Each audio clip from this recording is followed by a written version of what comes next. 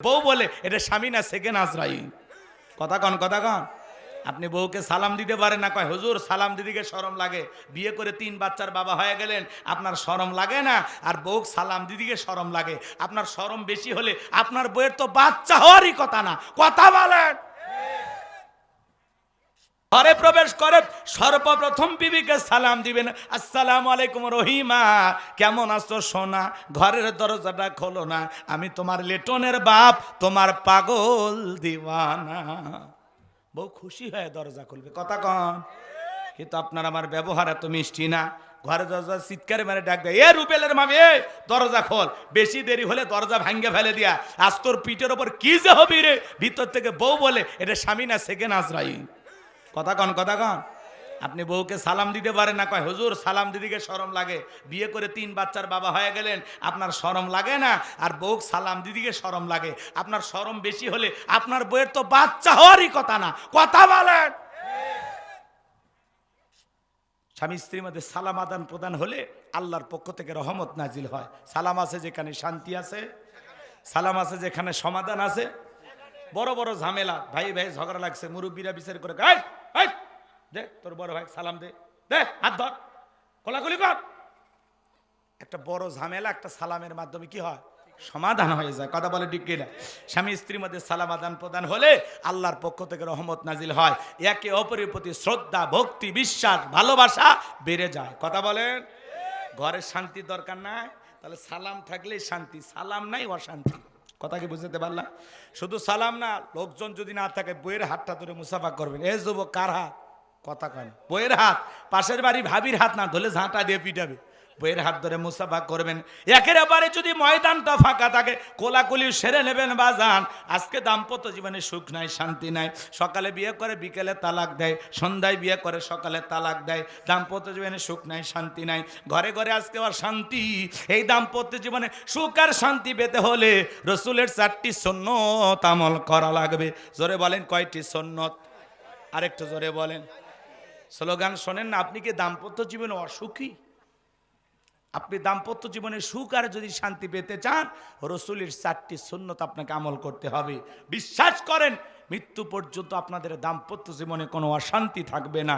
এই সম্পর্ক মৃত্যু পর্যন্ত টিকে থাকার গ্যারান্টি। আল্লাহু আকবার কন। কারা কারা এই 4টা সুন্নত ঘরে নিয়ে যাবেন? একটু হাত তোলেন তো দেখি। লিল্লাহি তাকবীর। আল্লাহ কবুল করেন। জোরে বলেন আমিন। আমার ভাইরা লম্বা আমি করতে চাচ্ছিলাম না, যে কথা বলতে চাই। প্রথমে হয়তো আজকে বউ সালাম দিলে বউ চমকে উঠতে পারে, কারে সালাম দিলাম? তখন বলবেন শেফালির মাও তোরে সালাম দিলাম। বলতে পারে আজকে আবার কোন হুজুরের মুরিদদের বাড়িতে ঢুকলা, সেদিন তো মুখের গাছের কলা চুরি করলা। কথা বোঝেন নাই? বউ কিন্তু সহজে আপনার সালামের জবাব নাও দিতে পারে। 2-4 দিন দিতে দিতে অভ্যাসে পরিণত হয়ে যাবে। প্রথম 2-4 দিন শরম করতে পারে। শরম ভাঙানোর দায়িত্ব আপনার, নাকি আমি ভাঙাবো? কে ভাঙাবে? আপনি। আপনার বইয়ের শরম ভাঙাবেন। পারবো তো ইনশাল্লাহ? আমার ভাইয়েরা, যে কথা বলতে চাচ্ছিলাম গভীর মনোযোগ দিয়ে কথাগুলো শুনে যান। আম্মা জান আয়েশা ডেকে বলেন, নবীজি যখন সালাম দিয়ে প্রবেশ করলেন, নবীজির চেহারার আলোতে সুইটা কই পড়ে আছে আমি পরিষ্কার দেখতে পেয়েছি। কেমন নবী পাইছি বাজান? নবীর সম্মান মর্যাদা কত! যে নবী হ্যাঁ বললে তামাম পৃথিবীবাসীর জন্য আল্লাহ পাক হালালে পরিণত করে দেয়। যে নবী না বললে তামাম পৃথিবীবাসীর জন্য আল্লাহ পাক হারামে পরিণত করে দেয়। যে নবী আসমানের চাঁদের দিকে ইশারা করলে চাঁদ 2 টুকরো হয়ে যায়। জমিনে পা তুললে মাওলা পাকের আরশে আজিমে পৌঁছে যায়।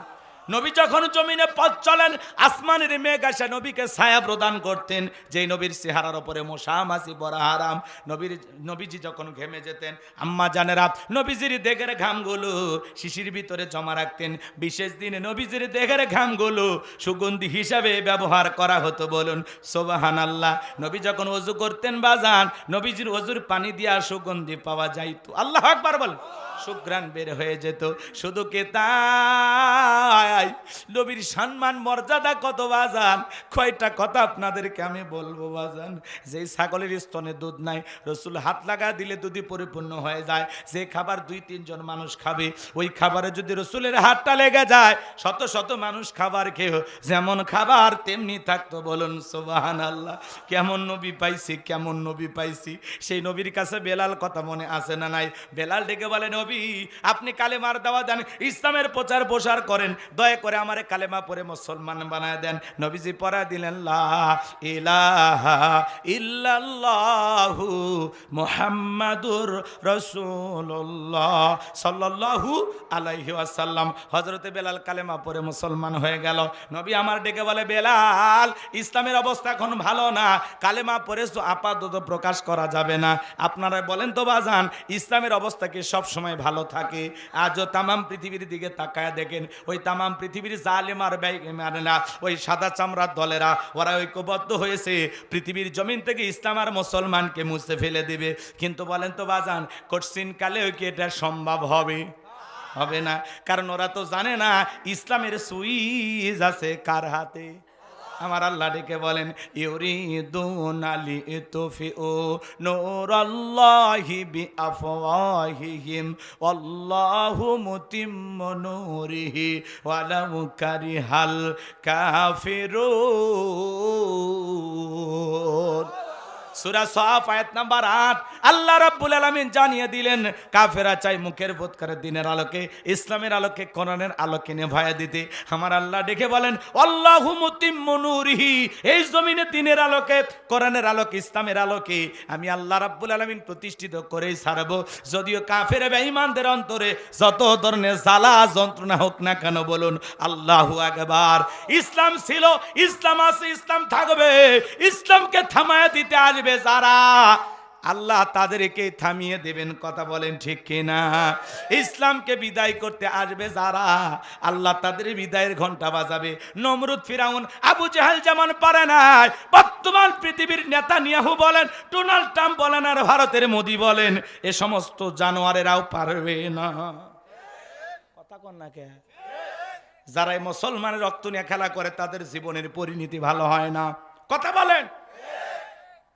যারা রাতের আধারে শাপলা চত্বরে আলেমদেরকে হত্যা করেছিল, এদেশের নির্ভম আলেমদেরকে ফাঁসির দড়িতে ঝুলিয়েছিল, মিথ্যা মামলা হামলা দিয়ে এদেশের অসংখ্য মানুষকে জেলখানায় বন্দী করে রেখেছিল, যারা এই জুলাইয়ে অসংখ্য মায়ের বুক খালি করেছিল, আজকে তারা ক্ষমতার চেয়ে রেখে পালিয়ে গেছে।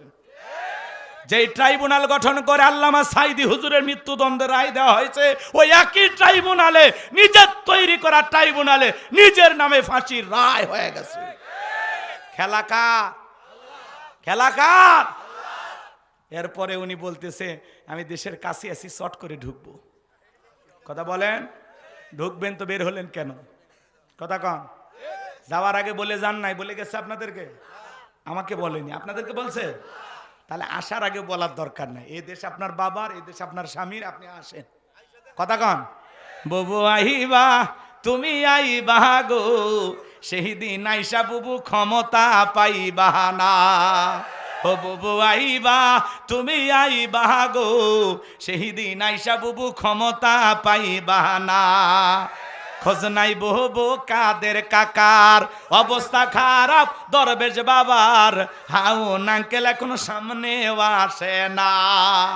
নেতা কর্মী সব জেলের ভিতর, বুবু আছে ডরের ওপর, কখন জানি আসে গ্রেফতারি পরোয়ানা। বুবু আইবা, তুমি আইবা গো, সেই দিন আইসা বুবু চিয়ার পাইবা না। ক্ষমতার চেয়ার থেকে নামা সহজ, কিন্তু ওই চেয়ারে ওটা কঠিন। কথা বলেন।